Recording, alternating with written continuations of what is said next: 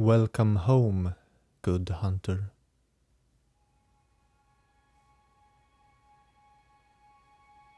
By the doorway on the workshop's long end, sitting atop the stone foundation of the building, German observed how the hunters awakened into the dream to depart once more. Some stayed a while, walking into the shop to enhance their weaponry. Some enhanced themselves with the echoes of blood with the doll. Some would even chat with her, not even bothering with her arcane service. He himself kept busy by fashioning a wheelchair for himself. Not that he considered it a dire need, but working was always a source of calm to him. Now he especially needed it, as all impressions had lately been strange and contradictory to one another. Seeing the hunters doing such diligent work brought a pride only an established master would ever feel. But there was also the aspect of pity. Knowing well that many ought only die once, he dreaded what it must do to their spirits. They were indeed safe from the scourge and beyond. So much was known to him, but their sanity was something he could not account for, unfortunately. Some he beheld returning to the dream more than once and noticing how they hurried to the awakening stones, plunging themselves back into the terrors of the waking world. Others suffered grave discouragement and would linger in the serenity with their poor attempts to hide the truth of their delay. His own mind suffered most when witnessing the latter. Looking over their faces, he spotted Kenrick. He was talking to the doll, and she looked over at him, after which Kenrick politely bid her farewell and approached. He had a look of aggravating frustration about him, like he wanted to be mad at German, but did his best to suppress it. While he was more focused on shaping the right armrest, Kenrick watched him in silence until he looked up into his eyes. German. Yes, Kenrick. He shook his head dumbfoundedly. What is real anymore? He put aside his craft and started to stand up, having to refuse the helping hand that was offered. He rose up before him, slightly glancing down to meet his eyes assertively. The hunt is always real. And the hunt must end. That is a fact. Kenrick nodded while slowly looking down to his feet.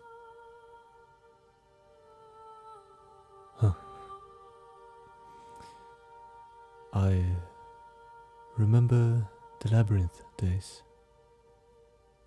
Is that what caused it to some, you know? He looked up at him. An endless hunt? German did not say anything, for he wasn't sure how to communicate the whole concept. A good hunt preferably lasts for eternity. Or perhaps that was wrong, and that a good hunt always changes. His fellow hunter sighed deeply.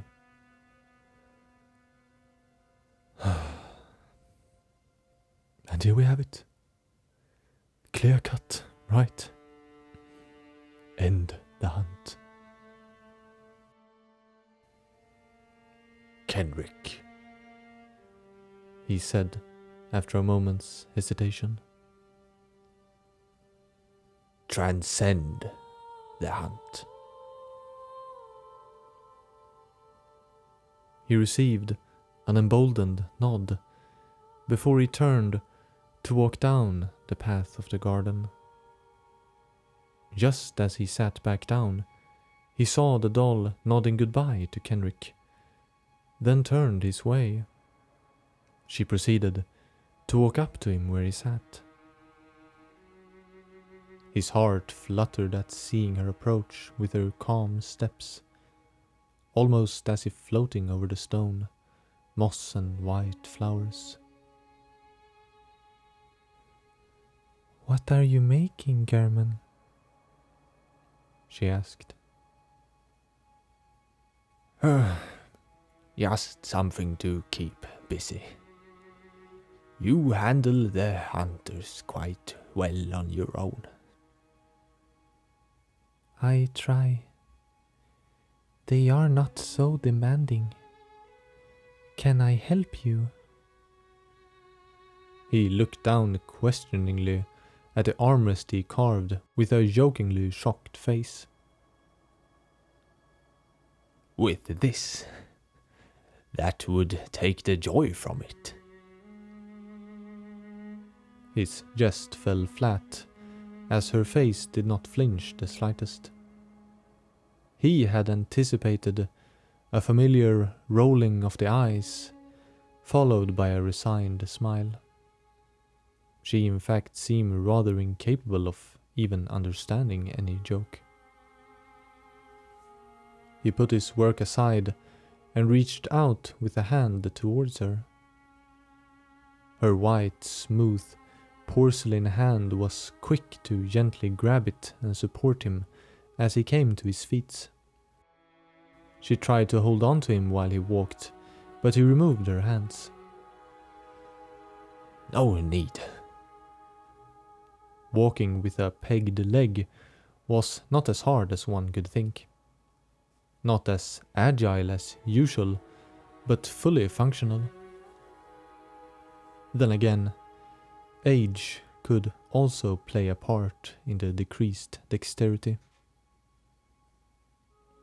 He limped to the end of the building, towards the edge of the little island, floating in the misty dream world.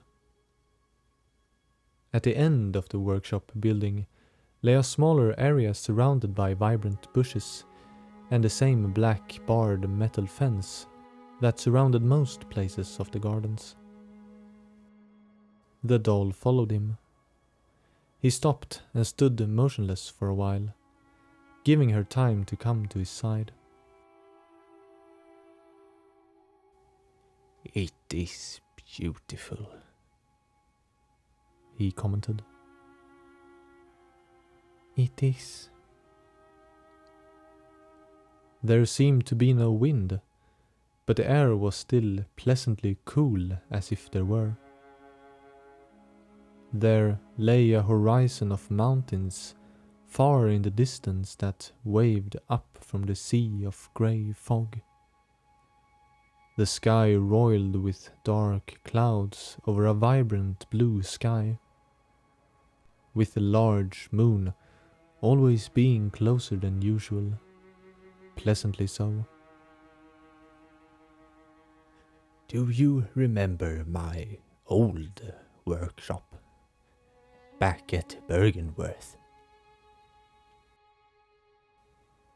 Truly like an inanimate statue, she continued to stare out at the landscape, the wind gently tugging at the ends of her ashen blonde hair. Did it look anything like this? She turned to him, glancing back at the building. He chuckled. It was quite a long time ago.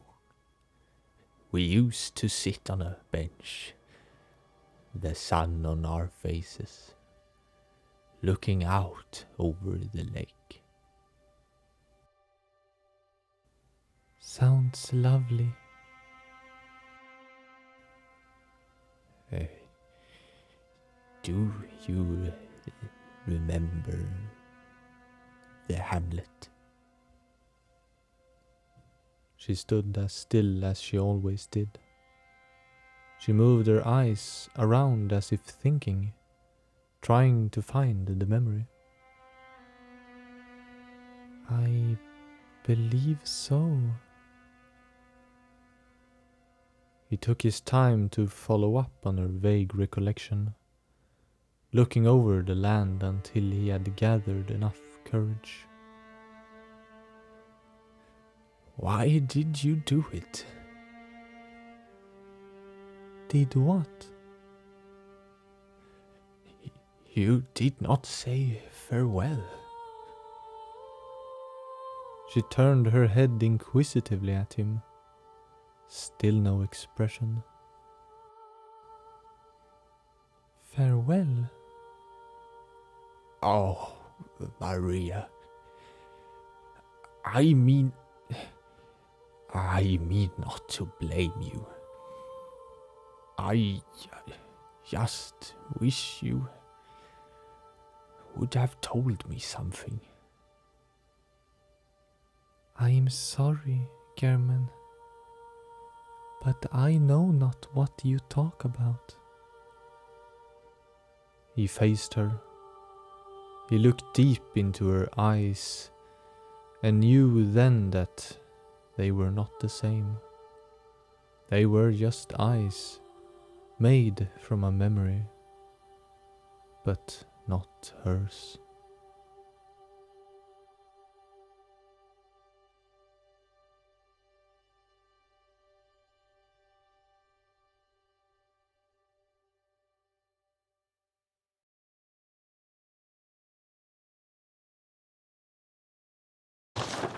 Doll clothes.